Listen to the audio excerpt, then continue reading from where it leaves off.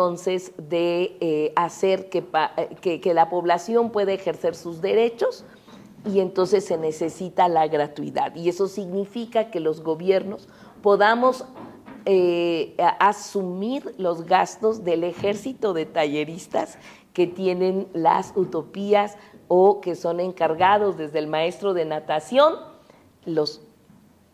Puedo hablar de más de 100 maestros de natación que tenemos para las utopías, como para los músicos que atienden la escuela de música, en fin, todo el personal de las utopías es asumido por la propia alcaldía. Así que nosotros consideramos que este modelo de bienestar que echamos a andar en las utopías es un modelo que ha logrado enamorar a la población de Iztapalapa, porque hay una gran recepción a estos proyectos. Hay miles y miles y miles de personas de todo tipo que acuden todos los días a las utopías. Esto ha cobrado un gran impacto en la ciudad, no solo en Iztapalapa, en la ciudad. Y justamente ayer que tenía yo una reunión en el Club de Industriales de la Ciudad de México, allá en Polanco, y expuse la experiencia de Iztapalapa, y cuando vi la cara de los empresarios, de los presidentes de las cámaras empresariales, y hacían propuestas de más utopías y sobre de qué tipo, pues a mí me encantó que las utopías se estén entusiasmando mucho. Es importante también decir que cada utopía tiene, por ejemplo, una oferta cultural que ayuda a que la población que antes no tenía oportunidad de poder desarrollarse en este tema, hoy puedan ser nuestros próximos artistas. Tenemos una escuela de cine y fotografía maravillosa, tenemos una escuela de música, tenemos 140 orquestas comunitarias fuera de las utopías. Es decir, tenemos en las utopías la integración de todos los servicios culturales que tenemos en Iztapalapa. Tenemos este hermoso barco Utopía que pone a la vanguardia a Iztapalapa en función de la oferta que tenemos. Por ejemplo, tenemos el acuario digital más grande de América Latina en este lugar, y donde miles y miles de niñas y niños vienen a disfrutar. Y tenemos también una propuesta de género en las utopías. Es decir, el sistema público de cuidados, que hoy afortunadamente es un derecho constitucional para la Ciudad de México, obliga a que los gobiernos locales y de la ciudad podamos instrumentar medidas para que echemos a andar un sistema público de cuidados. ¿Esto qué significa? Significa que lo privado hoy se hace público, y lo que antes lo hace tradicionalmente las mujeres, como es el trabajo doméstico o el trabajo de los cuidados a las personas que no pueden valerse por sí mismas, hoy lo puede asumir el gobierno de las locales o de la ciudad. En este caso, gobiernos locales como la alcaldía. En las utopías tenemos entonces módulos de cuidados en el que tenemos las estancias infantiles, lavandería popular, comedor popular, tenemos las casas de día para los adultos mayores, tenemos además un spa, así como se oye, un spa para atender a las mujeres, porque generalmente las mujeres cuando entran a una utopía piensan, ay, los niños van a tomar clase de esto, la gente mayor tal, y nunca para sí mismas.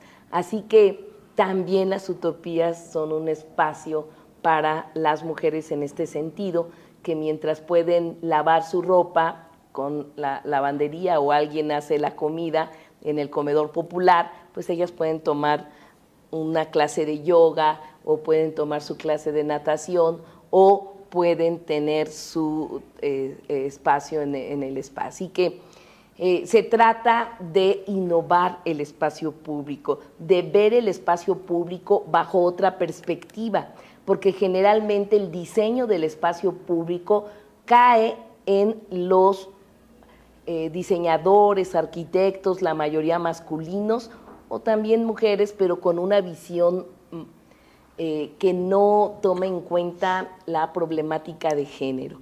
Así que si en un pueblo, en cualquier pueblo, llegas, vas a encontrar un centro comunitario, ahora un espacio de cómputo y una cancha deportiva. Y eso es lo que hay a lo largo y ancho, por ejemplo, de nuestro país como centros de barrio. Así que hoy tenemos que pensar en modelos de bienestar distintos y lo que esté en el centro del barrio sea una lavandería popular y sea un comedor popular en donde las mujeres solo vayan y recojan y compren su comida lo más barato posible y no tengan que destinar cuánto tiempo, ¿no? Hay toda una revisión de cuánto producen las mujeres con el trabajo doméstico y con el trabajo de los cuidados, que se ahorra este sistema. Así que ahora es tiempo de socializar el trabajo doméstico, de socializar los cuidados, de que se asuma por parte de la sociedad o de los gobiernos. Así que las alcaldías, en este caso Iztapalapa, nos estamos haciendo cargo de un derecho que ya lo establece nuestra Constitución y vamos porque esta Ciudad de México pueda convertirse en una ciudad de cuidados y que el espacio público sea transformado bajo esa perspectiva. Así que tenemos entonces una transformación del espacio público con contenido distinto y en cuanto al tema de bienestar, entonces tenemos un espacio también de género en donde las mujeres pueden contar con servicios jurídicos, sociales, en fin, para enfrentar la violencia hacia la mujer. Mira, hablar de combatir la violencia hacia la mujer no se hace solo en las utopías, porque si queremos concientizar sobre el tema de violencia hacia la mujer, que es un tema tremendo, tenemos que ir en los lugares donde se ejerce la violencia. Y el 90%, por ejemplo, de los casos de violación sexual se cometen en donde podría uno pensar que las mujeres están más seguras, que son las casas. Pero la mayoría de los casos de violación sexual, incluso de feminicidios, se dan en las casas de las víctimas o alrededor de las casas de las víctimas. Así que luchar contra la violencia hacia la mujer significa ir a todas las viviendas a hablar de violencia, tocar la puerta y decir, queremos una cita con toda la familia, desde la niña y niño más pequeño hasta el abuelito o la abuelita, todos, y hablar sobre la violencia en la familia. Y eso es lo que hacemos con nuestro programa de las Siempre Vivas, así le llamamos. Se llama Siempre Vivas porque fue el primer taller feminista que tuvimos en nuestro país a finales del siglo XIX en Yucatán, con Rita Cetina, una poeta feminista, y el primer taller de feminismo fue el de las Siempre Vivas. Entonces rescatamos esto, porque hay que decirlo con todas las letras, queremos construir experiencias de gobierno feminista y no dudar en hablar y decir que eso es lo que queremos, porque de lo contrario, pues es como casi una moda, ¿no? Hablar contra la violencia hacia la mujer y firmar todos los acuerdos, pero no transformar la realidad. Entonces, las utopías reciben a las personas que se canalizan de todo un trabajo comunitario, casa por casa, que combate la violencia hacia la mujer. Y también tenemos otros ejes, como por ejemplo el tema de las adicciones, el tema del el consumo problemático de sustancias psicoactivas, nosotros le llamamos centros colibríes. No existía ningún espacio de parte del gobierno, de ningún gobierno, que aquí en Iztapalapa, cuando entramos a gobernar, sobre ese tema. Y partimos de un proyecto novedoso, un proyecto que no es prohibicionista. Entonces eso rompe muchos esquemas. Este proyecto no prohibicionista consiste en atender un modelo que pueda atender daños, riesgos a las personas que consumen sustancias psicoactivas, que se basa en muchísima información y respeto a los derechos humanos, a no discriminar, a no estigmatizar a las personas consumidoras y a platicar a través de talleres y terapias con ellos, con ellas y con los familiares. Tenemos 13 centros colibríes, uno en cada utopía y otro en lugares claves, pero este es un modelo único en nuestro país y por eso lo comento, porque yo creo que deberíamos a nivel internacional de intercambiar experiencias sobre este tema tan importante. Hoy que ha sacado nuestro presidente de la República precisamente toda una campaña en las secundarias contra el consumo de drogas, pues este modelo es un modelo un poco diferente y que está teniendo muchos resultados. Bueno, así que tenemos pues entonces en este modelo de bienestar el tema de género, el tema de atender el asunto de sustancias psicoactivas bajo una perspectiva distinta y de derechos, y tenemos también el tema de atender a las personas con discapacidad. Solo los privados en nuestra ciudad tienen propuestas y ofertas de atención a personas con discapacidad o de rehabilitación física. Aquí, en cada utopía, tenemos un centro de rehabilitación que nos permite hacer que la población con discapacidad tenga, por ejemplo, estas albercas especiales para personas que necesitan una terapia, hidroterapia, para rehabilitarse. Entonces, en cada utopía, además de su alberca o piscina, no sé cómo le llamen,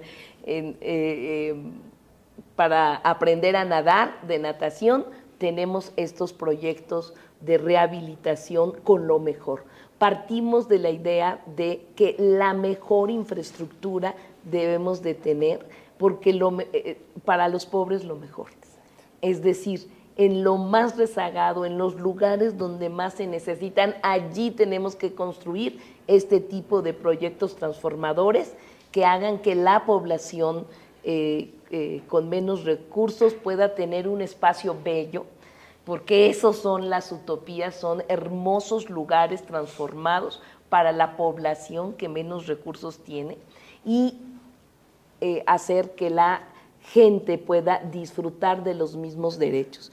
Yo siempre soñábamos aquí en Iztapalapa que nuestras niñas y niños pudieran aprender natación, aprender todos los deportes y de aquí salir los futuros campeones, atletismo que está empeñado en poder apreciar las cualidades que tienen nuestras niñas, niños y jóvenes. Y mira, en tan solo este pequeño tiempo que tenemos con las utopías, ya pasamos en el medallero de la ciudad del 6º lugar que estaba Iztapalapa al 3er lugar, en estos pocos años que llevamos. Es decir, estamos dando resultados muy importantes. Y también en la cuestión cultural, imagínate, esta alcaldía tiene una escuela de cine, una escuela de cine y fotografía maravillosa. Hoy tenemos pues la oportunidad de desarrollar todo un proyecto cultural y hacer de Iztapalapa un nuevo polo cultural, el polo cultural de Oriente con el que siempre soñábamos, porque ahora Iztapalapa se ha transformado en un destino. Antes salíamos ahora vienen de toda la ciudad, del Valle de México y hasta de otros estados de la República a disfrutar lo que tenemos aquí, a Iztapasauria, por ejemplo, que es el único parque temático de dinosaurios público y gratuito de todo el país, o tenemos otro tipo de atractivos, por ejemplo, este barco Utopía ahora, que es un boom, en fin, es decir, hemos hecho de Iztapalapa un polo con muchas miradas, con muchas perspectivas culturales, deportivas, en fin, que han transformado la vida de la población, que han logrado combatir la incidencia delictiva, porque le apostamos a dos herramientas principales, que es el deporte y la cultura, a nivel comunitario, porque además de tener las utopías en ciertos lugares, tenemos un programa que se llama Iztapalapa, la más deportiva, que es sembrar promotores deportivos en cada colonia, pueblo o barrio para hacer deporte comunitario, o tenemos el programa de desarrollo cultural comunitario, que también se trata de desarrollarlo en cada comunidad. Y el epicentro se convierte en las utopías que están a lo largo y ancho. Bueno, quiero compartir que hemos construido 12 utopías y todavía este año seguramente vamos a inaugurar otras 3 utopías más este año. Y esta es una pues de las experiencias que yo quería platicar con ustedes. Principalmente tenemos pues otros programas, proyectos. Quiero compartirles cuáles son las utopías. Creo que está pasando esta es la utopía Tezontli y un poco con qué cuenta cada una. La utopía Tezontli cuenta con una alberca olímpica, un lago artificial, una pista, la primera pista BMX gratuita de toda la Ciudad de México. Cuenta con centro acuático, además de sus albercas, espacios culturales maravillosos. La utopía Tzintli está ubicada en un vaso regulador de la Sierra de Santa Catarina. Le llamamos nuestra utopía hídrica porque está destinada a dar formación acerca del ciclo del agua, y es muy importante esta utopía que está en un lugar en donde hay un gran problema de hidráulico. La utopía Teotongo, que cuenta con una biblioteca, una alberca, un ring de box, trotapistas, auditorio y una fuente donde pueden proyectarse videos y películas en la propia pantalla, o sea, se convierte en pantalla la fuente que se tiene, y está ubicado, es la que está más lejos del centro de Iztapalapa. La utopía Olini cuenta con una enorme alberca de olas, la primera pista de hielo que tenemos, pública y gratuita de la Ciudad de México, donde hoy los jóvenes pueden aprender hockey sobre hielo, patinaje artístico sobre hielo, deporte sobre hielo, que antes solo estaba destinado para los ricos en esta ciudad. Tenemos también la utopía Papalotl, que cuenta con el primer mariposario. Allí también está la Escuela de Cine y Fotografía, y tiene pues todos los demás servicios que tienen todas las demás. La utopía Mellehualco, que es la más grande, creo que es la más conocida, porque allí se encuentra Iztapasauria y está el desarrollo de muchos otros espacios, como lo tienen todas las demás utopías. Tiene el velódromo, solo habían 2 velódromos en la ciudad, el tercero en la utopía Mellehualco, y tiene pues una infraestructura deportiva muy importante. Tenemos la utopía Cascada, donde tenemos un foro cultural maravilloso que hay que difundirlo mucho más, de jardines flotantes. Es un foro cultural hacia arriba, donde caen un jardín vertical y una cascada, ¿no?, para recordar lo que era antes. Tenemos la utopía Tecolochtitla, que este es un laboratorio integral para el estudio de las grietas en la Ciudad de México. Aquí en Iztapalapa tenemos grietas, o sea, un problema geológico, es nuestra utopía científica y es maravilloso. Tenemos un museo interactivo de grietas en este lugar. Tenemos la utopía Aculco, que tiene pues una serie también de servicios muy importantes para toda la población, y este barco Utopía que ya comenté tiene el gran acuario digital, tiene la primera sala de cambio climático en el país y tiene la primera sala contra la violencia sexual a las niñas y niños. Y por último, la utopía Quetzalcóatl, que es desarrollo urbano. Quetzalcóatl es la colonia con más pobreza, con más inseguridad, con mayores problemas de Iztapalapa, tantos que no tenía espacio público. Así que, ¿cómo desarrollamos una utopía? Pues fue un gran reto y se desarrolló en muchos camellones y en muchos espacios muy bonitos, tantos que en una serie de Netflix reciente retomaron la experiencia de la utopía Quetzalcóatl y sale en las series de Netflix, en una serie que se llama Contra las cuerdas, con un avión biblioteca, en fin. Bueno, yo quisiera dejarle hasta aquí para que hubiera, en dado caso, preguntas. Y pues sí, decirles que para nosotros las utopías son movimientos constantes de lucha contra las desigualdades.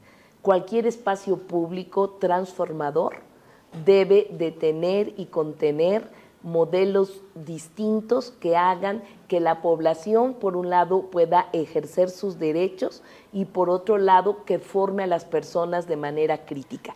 Queremos que cualquier persona que atraviese las puertas de una utopía y que asista a clases, en fin, pueda convertirse en personas críticas, pueda convertirse en personas defensoras de los derechos humanos, pueda convertirse en personas conscientes de que hay que transformar esta sociedad. Una utopía muy importante para nosotros es la utopía Libertad, que está justamente afuera del reclusorio Oriente, y es como una muestra muy importante de que hay que construir utopías, desarrollos, para que nuestros jóvenes estén allí y sean una alternativa para lograr la pacificación de nuestras ciudades. Ay, claro, yo vivo enamorada realmente de la experiencia de Iztapalapa, porque bueno, si bien es cierto, ahora lo que ustedes han podido ver es como la concentración de un modelo de desarrollo del bienestar a través de uno de los programas que tiene Iztapalapa. Justamente, Clara nos decía, hay mucho por contar. Cuando yo escuchaba que ahora viene turismo nacional e internacional, a mí se me ocurría que cuando ustedes googlean qué conocer en Ciudad de México, pues ya les salen los murales en las terrazas, justamente, toda una recuperación, además porque Iztapalapa es el lugar de todo el continente con mayor construcción de murales, pero además de eso va anclado a vías seguras, a iluminación, es decir, ojalá pudiéramos estudiar más realmente el modelo de desarrollo de Iztapalapa, y les digo ya desde una visión, y aquí como para entrar un poco a la conversa, a pesar de que ya tenemos el blog de preguntas que nos están haciendo las y los estudiantes, yo sí quisiera arrancar con uno y me voy a tomar el privilegio de estar en la mesa con Clara para hacer uso y abuso de mi privilegio, porque hay un gran mito sobre el desarrollo de la urbanidad.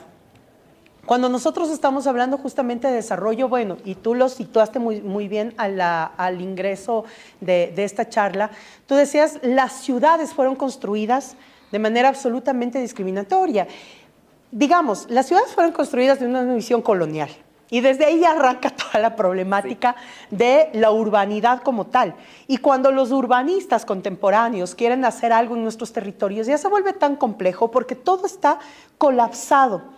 Y tenemos ciudades de cemento que aíslan no solamente el tema de la autoestima de la gente, sino que te socapan en esa depresión del cemento. Ciudad de México tiene algo particular y es el verde, que yo siempre reivindico en todas las zonas donde vamos, incluso en el propio Ecuador o a donde vamos del continente. Yo creo que Ciudad de México es la ciudad más verde que tenemos en el continente. Y eso obedece justamente a una visión de relajar el tema de cemento. Pero yo iba a un tema de preguntarte, Clara, ya en lo que va más a la administración local. Por ejemplo, si es que yo veo la lógica con la que se construyeron los estados mínimos, ¿no? El estado mínimo también trastoca a los gobiernos locales, porque los gobiernos locales tienen que ser tan mínimos como su estado. Sí. Entonces, cuando yo te escucho, tenemos tantos promotores sociales, tantos profesores para natación, profesores para cultura, quienes dirigen los coros, quienes están atendiendo los spas, quienes están involucrando en temas de actividades de mujeres, etcétera. Cualquier neoliberal te diría, eso es gasto corriente, ¿no? Porque combatimos sobre eso ya en la administración pública, y aquí muchos de nuestros estudiantes están dentro de gobiernos locales de todo nuestro continente, y una de las cosas que combatimos cuando estamos en el ejercicio de gobierno es justamente el tema de cómo bajar gasto corriente. Entonces, haz todo el esfuerzo por bajar gasto corriente, pero resulta que todo esto, si te vas a la teoría o a las normas establecidas en nuestros países, pasa a ser gasto corriente. El mito con el que rompemos es que esto es inversión, porque es inversión social para el bienestar. Pero realmente, ¿cómo haces eso en la administración? O sea, ¿cómo ir cambiando esos estereotipos? Por eso decimos, hablar de los nuevos paradigmas de desarrollo tiene que ver también con los temas instaurados institucionalmente que muchas veces te impiden que proyectos como el de Utopía pueda ser considerado como proyectos de inversión más allá del gasto corriente, que en teoría esto puede significar, y que luego es observado por todos los organismos de control del Estado, ¿no? Entonces, ¿cómo combatir esto? ¿Cómo contraponer? Sí.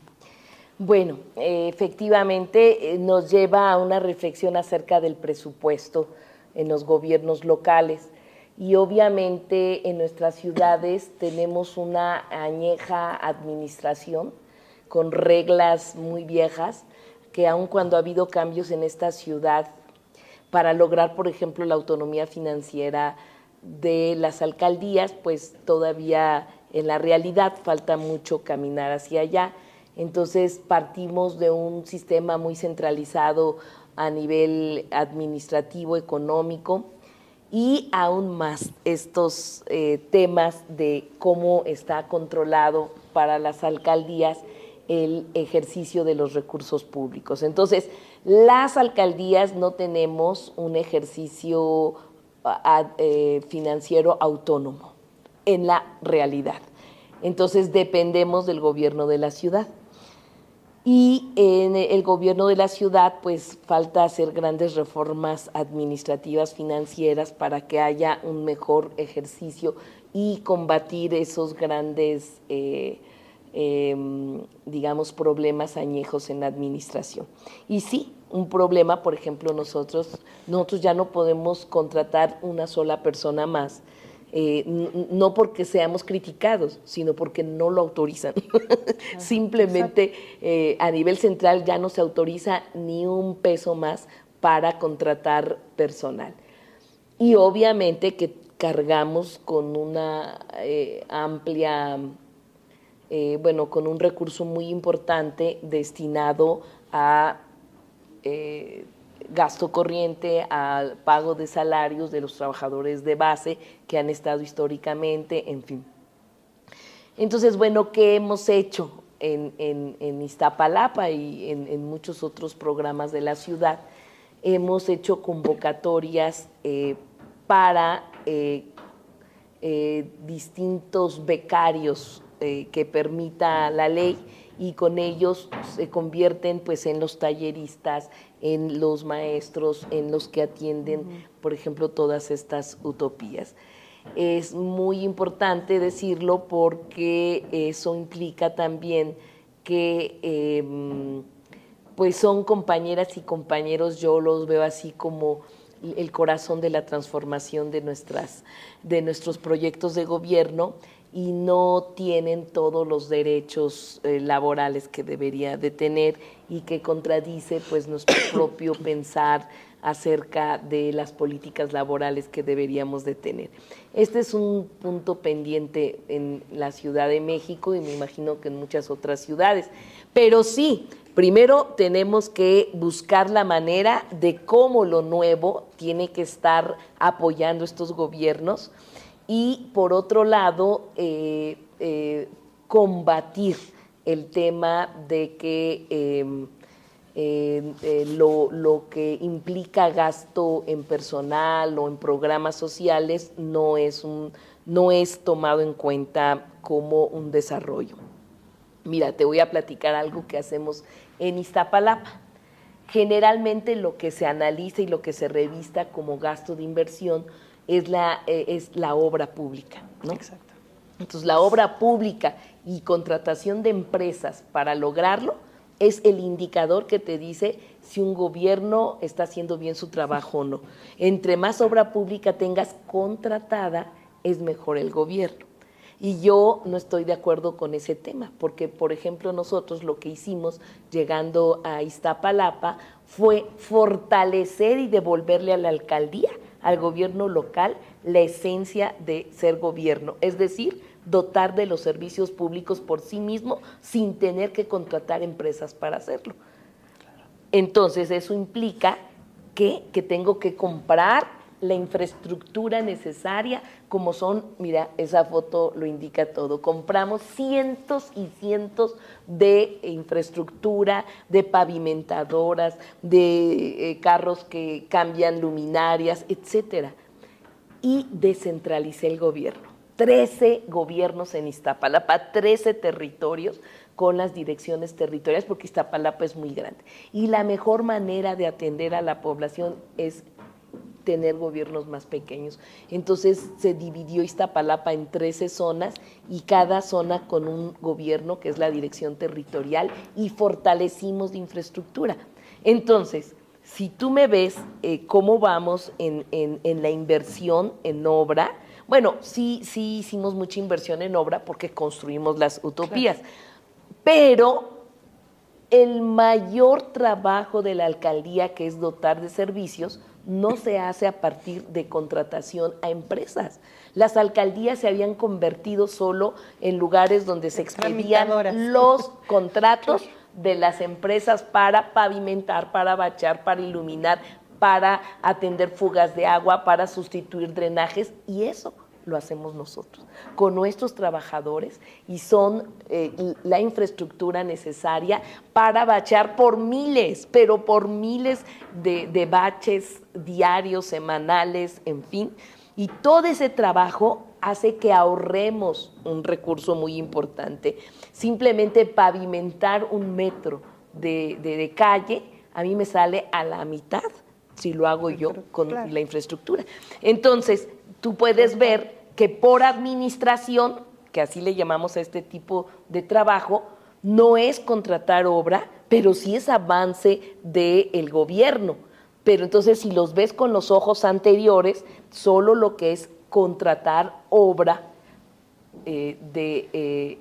solo la contratación de obra se puede valorar como un buen desarrollo de gobierno. Entonces, correcto. Lo que tú planteas, por supuesto que hay que revolucionar ese andamiaje jurídico-administrativo que tienen nuestras ciudades para poder hacer gobiernos.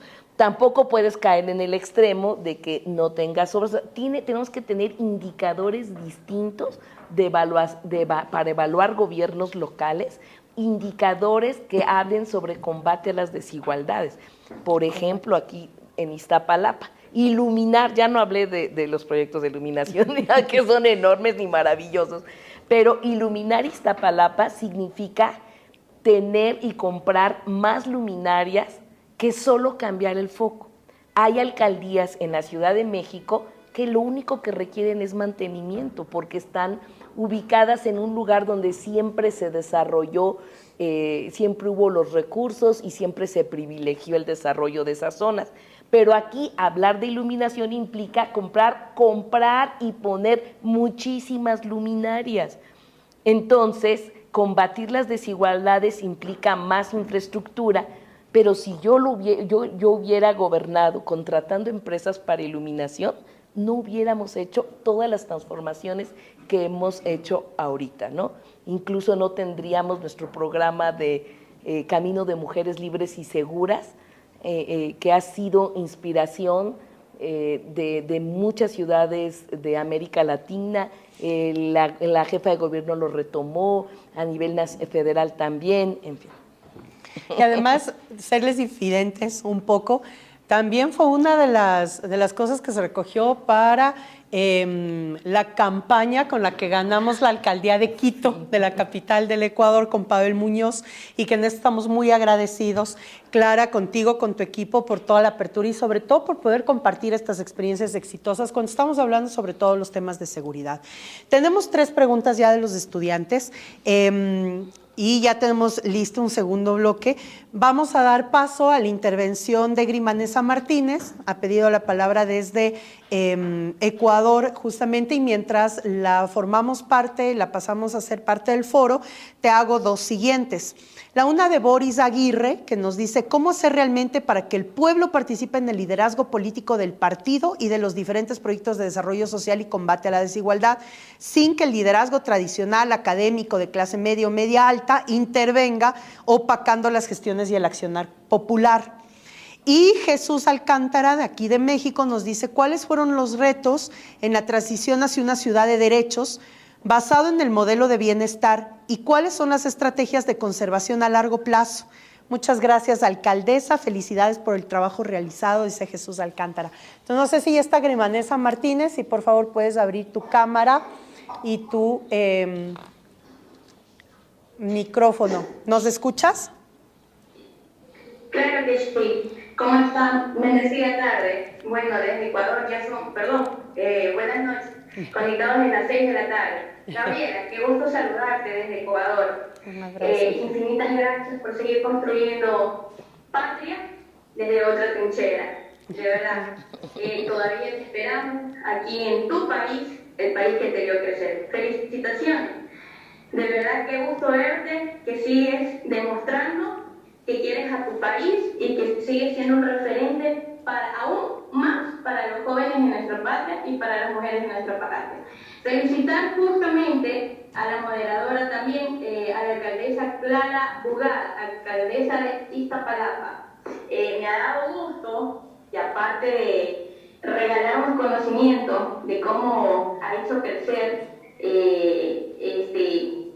donde ella se encuentra gobernando, me ha dado gusto que nos ha hecho un poquito conocer de su parte de su querido país, México. De verdad me quedé anonadada de ver los paisajes, todo lo que ella ha realizado en donde ella gobierna. Y me quedé con algo muy bonito, donde ella dice que gobernar no es administrar, sino transformar la vida de una población. Me dio gusto escuchar esta parte de aquí porque me hizo recordar a uno de los mejores presidentes de nuestro país durante varios años, como fue el economista Rafael Correa Delgado. Escucharla hablar a ustedes fue recordar lo que hizo el presidente del país, que también es muy querido y recordado, porque verdaderamente construyó aquello que le hacía falta a nuestro país, la parte social. Escucharlo a usted fue recordar lo que él hizo por nuestro país. Felicitarlos a todos los que forman parte del Instituto Ideal y a todas aquellas personas que el día de hoy forman parte de progresos en sus localidades, porque de alguna u otra manera nos queda de ejemplo para poder seguir desde donde nosotros nos encontramos. Había algo que yo le había escuchado a usted sobre socializar el trabajo doméstico. Quisiera conocer un poquito más sobre ese tema. ¿Por qué? Porque nosotros, las mujeres, como Gabriela, y creo que usted también, señora moderadora, tenemos nuestro hogar. Y somos mujeres que desde que somos las primeras que nos levantamos y las últimas que nos acostamos. Aparte que trabajamos de donde nosotros ejerzamos nuestra profesión, etcétera, llegamos a casa a seguir trabajando, a seguir construyendo patria, a seguir de alguna u otra manera también atendiendo nuestro hogar. Me interesó muchísimo esa parte sobre socializar el trabajo doméstico, de qué manera lo hacen y por qué. Esa es mi pregunta. Muchísimas gracias. Un abrazo fraterno desde Ecuador, mi querida Gaby. Te esperamos pronto, ¿ah? Gracias, Grimanesa. Ahí está el primer bloque de 3 consultas, Clara, y ya al breve pues seguimos con el segundo bloque. Muy bien, gracias por las preguntas. La primera sobre la participación ciudadana, de qué manera la población participa. Creo que sería interesante, Gaby, que en otro momento pudiéramos platicar más acerca de un programa muy importante que hoy es ley en nuestra ciudad, que es el presupuesto participativo. Un modelo que inició en Brasil, en Porto Alegre, hace décadas. Aquí lo echamos a andar hace 12 años, ¿no? En Iztapalapa, y se convirtió en ley. Pero es cómo hacer que verdaderamente la población pueda definir acerca de hacia dónde van los recursos públicos. Por ejemplo, aquí en las alcaldías, hoy está el Consejo de la Alcaldía, que es un conjunto de personas electas en las fórmulas que se tienen, las competencias electorales, las fórmulas con la propuesta de alcaldes, y definen el presupuesto de las alcaldías. Ahora, ¿cómo hacer para que la población participe en definir parte del presupuesto público? Entonces hay un programa muy importante que es el presupuesto participativo y se destina un porcentaje del recurso público, se divide con una fórmula a las colonias, barrios, pueblos, y la población decide qué quiere que se haga con el presupuesto que le toca a cada colonia. Entonces, bueno, aquí también en Iztapalapa fuimos pioneros de ese programa tan importante, y entonces una parte del presupuesto de Iztapalapa lo define hacia dónde y cómo la propia población. Y por otro lado tenemos un esquema de participación ciudadana que va en el sentido de la planeación participativa. Nosotros queremos recuperar, somos de la generación de la educación popular, y consideramos que ahora que estamos en el gobierno tenemos que hacer política pública con la educación popular. Y eso significa que en cada comunidad se pueda llevar a cabo planeación participativa, diagnósticos participativos y construcción de agendas de desarrollo local por comunidad. Entonces implica metodologías de educación popular en donde es la propia población quien discute, quien hace el diagnóstico, discute y define sus desarrollos locales, y esto es muy importante, ¿no? Entonces creo que también es parte de lo que un gobierno popular tiene que llevar a cabo, un gobierno que queremos ser de transformación. Entonces tenemos que transformar la manera de cómo la población debe de tomar decisiones.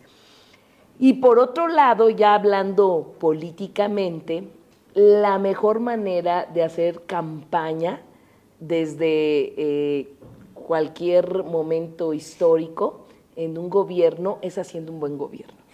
Es haciendo un buen gobierno, es cuando la población ve que se cumple con las promesas o propuestas de campaña, que la población está contenta porque ve que realmente sus impuestos se les está devolviendo en obras, acciones, programas y servicios públicos, en que se hace un gobierno honesto, en que se logra hacer mucho más que en otras administraciones y puede comparar, y que hay realmente un beneficio a la población. Entonces, políticamente la mejor manera de lograr que la población tome conciencia de que deben continuar gobiernos democráticos es haciendo un buen gobierno. Y tenemos el ejemplo de todos los días de nuestro presidente de la República y de la jefa de gobierno.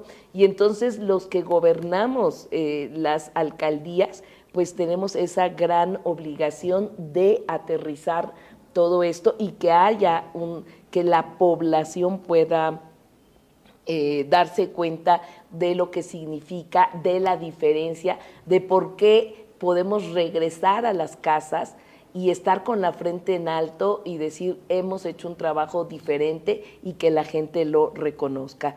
Y sí, yo creo que desde ya una perspectiva política, desde partidos, una cosa es tener y conquistar los gobiernos y otra cosa es construir poder popular. Entonces podemos tener los gobiernos y pueden ser efímeros, ¿no? Si no tenemos una construcción política de poder desde la ciudadanía que haga que cualquier golpe de Estado, que cualquier situación difícil, pues pueda responder el pueblo. Así que ese es el gran reto de los gobiernos democráticos latinoamericanos, es construir poder popular y no solo conquistar y construir gobiernos democráticos, y eso pues es muy difícil, porque ahí se necesita tener un proyecto político desde los partidos, y hay veces que pues a veces le damos mayor prioridad a los gobiernos y descuidamos los partidos, en fin, ¿no?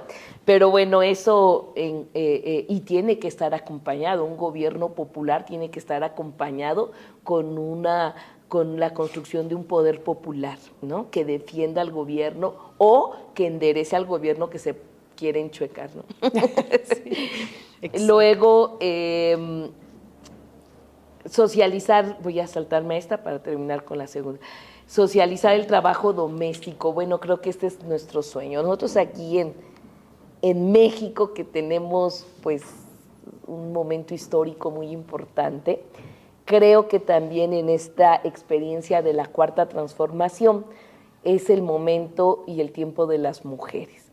Y no solo por que queremos que haya más mujeres gobernantes, sino porque consideramos que debe ser un tiempo para revolucionar la situación de las mujeres. Es esta la época histórica en que tenemos que trabajar para que todo ese rezago social que se tiene en la situación de las mujeres, de las problemáticas de género, y no solo es el tema de la lucha contra la violencia hacia las mujeres, no solo es eso, sino es pues todo lo que pensamos que provoca un sistema patriarcal y capitalista al mismo tiempo, que hace que las mujeres estén jugando un rol de reproductoras de la fuerza de trabajo, generalmente masculina, pues como bien se dice, de manera gratuita, y que no tengamos alternativa para esto. La izquierda debemos de tener una alternativa que vaya en contra, sí, de las formas, de formas anticapitalistas, pero también antipatriarcales. Y la izquierda se ha quedado corto.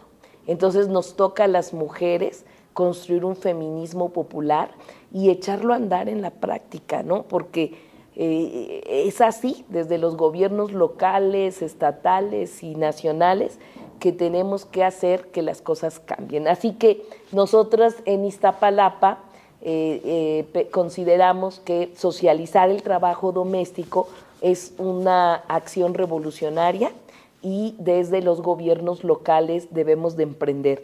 Si cada comunidad, en cada cuadrante de cada comunidad, en cada pedazo de territorio, no solo a nivel por colonia, tenemos entonces espacios o módulos que atiendan cuidado de los niños y niñas, todo lo que es el trabajo doméstico, lavanderías, comedores populares, casas de día para los adultos mayores, etcétera. Si tenemos este modelo de desarrollo urbano por cuadrantes nos va a permitir entonces poner en el centro la transformación de la vida de las mujeres. Entonces eso implica que se convierta en una agenda de transformación hacia la problemática de género y una agenda de transformación comunitaria. Entonces, esto debemos de enarbolarlo. Hace poco hubo el encuentro de la internacional, la constitución de la Internacional Feminista, y me parece que es el mecanismo para que todos los que hoy jugamos un papel como gobiernos locales podamos concientizarnos. No nacemos feministas, y hay hasta quienes están en contra del feminismo, porque son muchos mitos acerca del feminismo, ¿no? No quieren ni siquiera nombrar la palabra, porque piensan que feminismo es lo contrario al machismo. Entonces hay que acabar con todos esos mitos que se tienen, o sea, no nacemos feministas, ¿no? Entonces tenemos que construirnos, y si estamos gobernando, pues lo primero que se tiene que hacer, por eso me encanta tu escuela, es eso, escuelas de formación feminista para los que estamos gobernando, y que entonces podamos revolucionar y tener nuestras agendas y propuestas y demás. Bueno, eso es lo que tratamos de hacer, y la muestra es lo que estamos haciendo en las utopías, y esto se necesita generalizar y hacerlo más grande. Y por último, los retos y estrategias de conservación de lo que se ha hecho.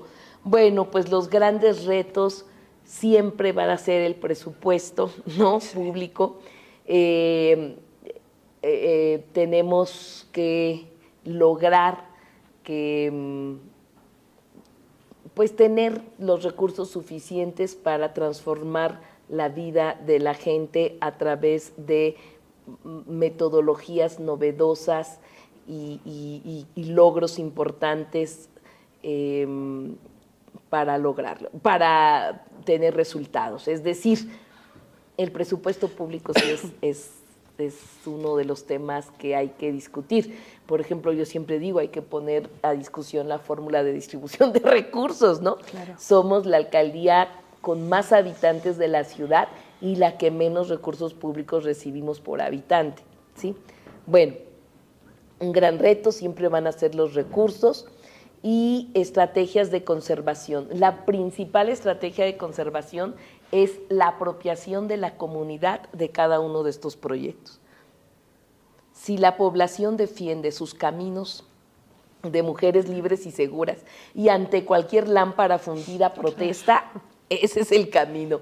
Si ya el mural se está acabando con el sol o con problemas y quiere que nuevamente tenga un retoque, entonces exigimos este tipo de arte plasmada en las bardas de los propios vecinos que transforman la vida, lo oscuro, lo gris que era Iztapalapa, en una gran galería de arte abierta. Bueno, pues entonces estamos defendiendo los proyectos, y yo estoy segura que conservar las utopías como tal, gratuitas y con la mejor atención, implicará que la población las tenga muy apropiadas para que venga el gobierno que venga, se mantengan gracias a la gestión de la comunidad o a la lucha, si es necesario, de la comunidad.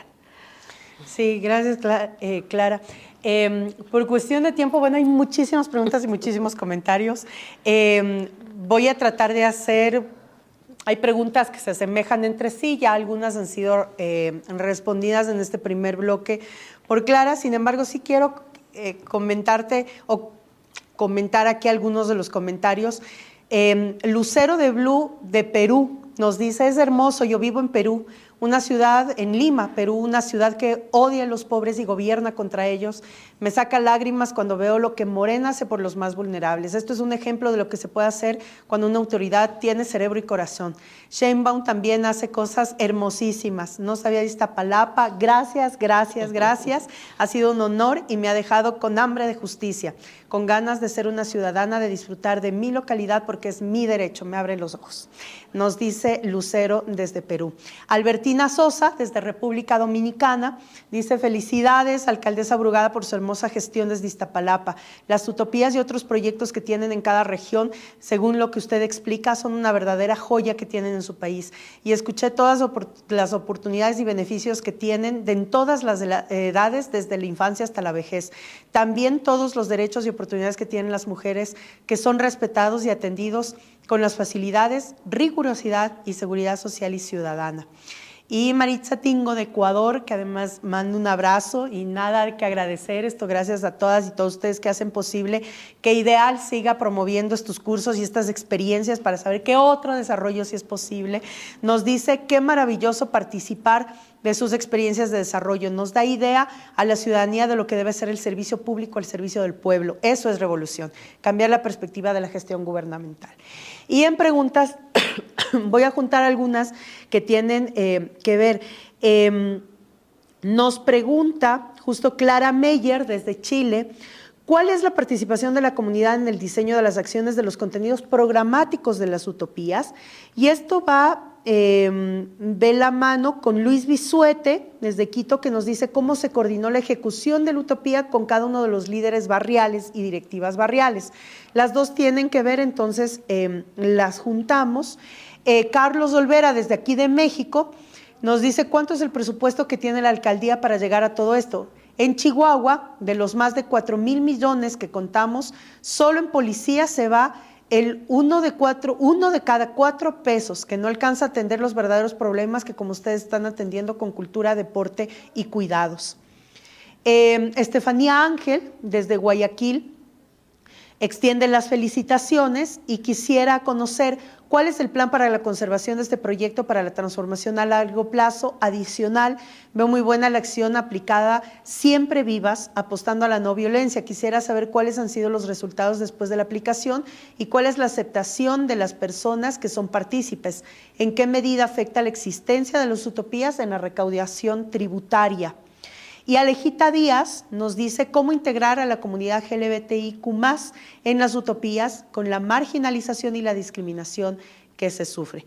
Así que hemos tratado de consolidar, digamos, preguntas, quedan muchas en el chat, que recordemos siempre después de cada clase se pone una pregunta generadora en el chat que luego es contestada justamente por nuestra compañera coordinadora académica para seguir intercambiando las experiencias de desarrollo local. Así es que lo que no queda con respuesta en este preciso momento, pues lo seguimos en el chat posterior ya con la coordinadora académica del curso. Claro. Sí, gracias.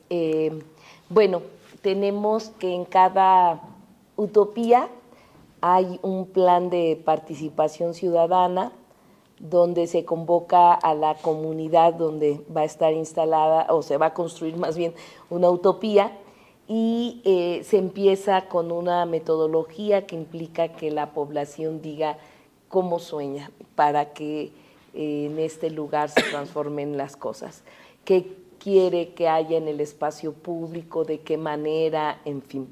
Entonces, esta metodología es muy importante porque partimos de la misma comunidad. Al principio era tremendo porque la gente no soñaba más allá de lo que tenía tradicionalmente, ¿no? Ahora todos quieren utopías y todos quieren albercas y todos quieren proyectos muy importantes. Levantaste en muchas la utopía, comunidades. Sí. levantaste la utopía como forma de la autoestima de la gente. Sí, en realidad eso. Iztapalapa, la población tenía una autoestima muy baja. Hoy es la alcaldía con más iluminación de toda la ciudad y con proyectos de transformación del espacio público como en ningún otro lado. Entonces, bueno, sí hay participación de la comunidad desde antes de construir las utopías, y esto pues nos ayuda mucho a estar viendo cuáles son los sueños que tiene la población al respecto. En cuanto a la coordinación pues comunitaria, se invita a líderes barriales, acá hay una representación comunitaria que son copacos o que son, que son representantes comunitarios electos. Entonces se convoca también ellos, no solo a las comisiones de participación comunitaria, sino también a activistas y personas, y se va paso a paso avanzando de cómo va, en fin. En cuanto a el presupuesto, pues mira, yo sé que el tema de seguridad pues es un tema muy importante en nuestro país y seguramente en muchas ciudades de Latinoamérica. Implica muchos recursos públicos la seguridad, pero no podemos apostarle todo a que seguridad es solo fortalecimiento de equipos y de más policías. Sí tenemos que fortalecerlo y sí lo tenemos que hacer, pero tienes que equilibrar, ¿no? Y tiene que ver con la visión como se gobierna, porque pues es tan importante fortalecer, por ejemplo, nuestra policía auxiliar, como construir proyectos culturales o deportivos. Así que en Iztapalapa es importante decir que el presupuesto que se tiene es incluso menor o igual a los que tenía la administración anterior, y nos tocó la pandemia. Eso implicó que tuviéramos recortes presupuestales, y aún así, con recorte presupuestal, logramos hacer que una parte importante del presupuesto fuera a la construcción de las utopías. Y en plena pandemia nosotros estábamos construyendo utopías, construyendo caminos de mujeres libres y seguras, y eso es lo que ayudó a que hoy podamos tener y disfrutar esto. Entonces sí, la distribución del presupuesto demuestra el tipo de gobierno que tenemos. Es el instrumento que tenemos para combatir la pobreza, es el instrumento que tenemos para lograr la seguridad y el instrumento que tenemos para transformar la realidad, el presupuesto. Entonces, la definición del presupuesto, si hacemos el presupuesto justo como se tenía antes, pues no vamos a lograr nada. Estamos gobernando para que todo siga igual. Entonces, tiene que hacer un presupuesto también transformador. Sobre las siempre vivas y sus resultados, bueno, pareciera contradictorio, pero lo que se logra con la concientización sobre el tema de violencia es hacer que se denuncie, que se tome conciencia y que se transforme. Pero la denuncia pues estaba muy, muy opacada, ¿no? Las mujeres no denunciaban la violencia, en fin. Entonces, pareciera contradictorio, sistema, claro, ¿no? Porque lo que quieres es bajar los índices de violación sexual, lo que quieres es bajar los índices de violencia familiar, y lo que logras con estos programas como Las Siempre Vivas es que aumente. ¿Por qué? Porque generalmente no hay denuncias, ¿no? Entonces, el que empiece a subir no nos espanta, porque significa que lo que estamos haciendo es abrir la ventana que estaba cerrada y que era todo muy por abajo y no lo tenía que saber nadie, la violencia hacia las mujeres, y ahora se abre como una cascada. Entonces, sí, ¿qué resultados hemos tenido? Muchos y buenos. Uno de ellos es que hay más denuncia contra las violencias hacia las mujeres. Otro más es la toma de conciencia familiar de esta problemática, y falta mucho y mucho más, pero el que sepan que hay lugares en donde las mujeres puedan denunciar y donde se dice con todos los detalles qué es violencia hacia la mujer y se visibiliza y se insiste, pues claro que hace toma de conciencia a quienes ejercen la violencia hacia la mujer. Entonces, todo lo que sea talleres, hacer que la población pueda tener claridad de lo que significa la violencia y la detenga en su ámbito familiar, pues ha ayudado muchísimo. Ahora, con la población de diversidad sexual, en cada utopía tenemos una casa de atención a las personas de diversidad sexual. Se tiene toda una campaña de uso del condón en las calles, en donde también tenemos allí población que ejerce por necesidad o por su propia decisión las sexoservidoras, en fin, el uso del condón responsable. Tenemos campañas con personas trans, tenemos la promoción de la prevención del SIDA o de otro tipo de enfermedades, y se promueve de manera gratuita las pruebas, y cuando sale positivo, por supuesto que hay un acompañamiento. Tenemos la Clínica Condesa en Iztapalapa, que atiende y apoya a las personas para que puedan ser atendidas, entonces se canaliza. Y también pues un desarrollo pleno en las utopías, no fragmentado. Pensamos que Iztapalapa debe ser una alcaldía amigable con los sectores. Es la zona de la ciudad donde hay más población diversa, así que tenemos que hacer una alcaldía diversa y amigable con este sector de no discriminación. Entonces las utopías están abiertas totalmente y se visibiliza y se habla y se toma conciencia al respecto. Entonces sí tenemos un trabajo con el sector de diversidad sexual, y estamos emprendiendo varios proyectos muy importantes de espacio público propuestos por la comunidad LGBTIQI+.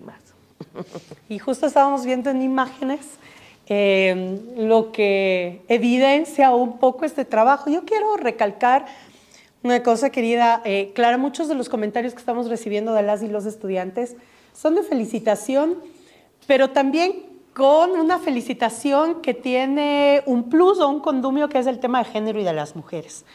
Sin duda alguna, romper estos viejos estereotipos de la administración pública y de la administración local también se lo está haciendo con mucha claridad desde el liderazgo de mujeres. Y este curso, Clara, de los 5 exponentes, 3 son mujeres, más la conferencista magistral y más la coordinadora académica. Es decir, realmente nos encontramos, y esto, digamos, fue algo casual, nos encontramos construyendo la malla, construyendo las invitadas, etcétera, que eran más mujeres que hombres.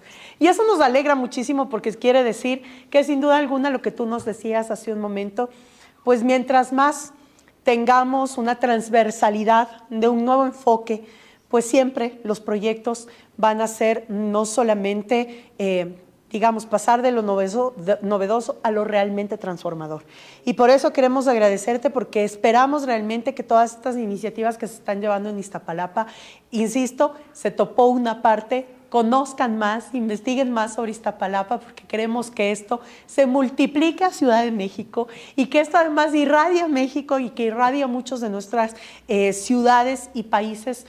Muchos de nuestras y nuestros estudiantes pues están justamente tomando nota, porque además les recordamos que una vez que terminemos los módulos, que ya terminamos la próxima semana con la charla desde Tegucigalpa, Honduras, de Jorge Aldana, pues ya pasamos al módulo de cierre, y en el módulo de cierre se les invitará a todas y todos los estudiantes a escribir ensayos sobre las nuevas propuestas de desarrollo local, y los 3 mejores ensayos serán seleccionados para la publicación del libro de gobiernos locales, abajo y a la izquierda, y compartirán justamente la publicación con nuestros panelistas, es decir, la publicación desde República Dominicana, Perú, Bolivia, Ecuador, etcétera. Bienvenidas y bienvenidos a escribir, a que esto motive realmente que podamos presentar nuevas experiencias o nuevas propuestas para los gobiernos locales, y van a estar junto a los artículos de Clara Brugada, de Claudia Sheinbaum, de Jorge Aldana, de Mayra